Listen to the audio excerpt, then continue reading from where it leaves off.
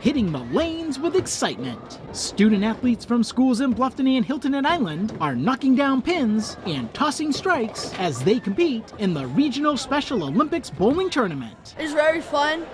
I like hitting strikes. I like to get awards, and I like to play bowling. It's the best thing ever. Strikes. I like to get strikes, but mostly spares because it gives me a second chance, and I get to spend time with my friends. I like bowling because I went and then I got a strike. It's fun getting a spare and winning. The event is being held at Station 300 in Bluffton. There's lots of strikes, spares, and smiles as the athletes enjoy the friendly competition and cheer each other on. I like to have fun with everyone and spend time with friends.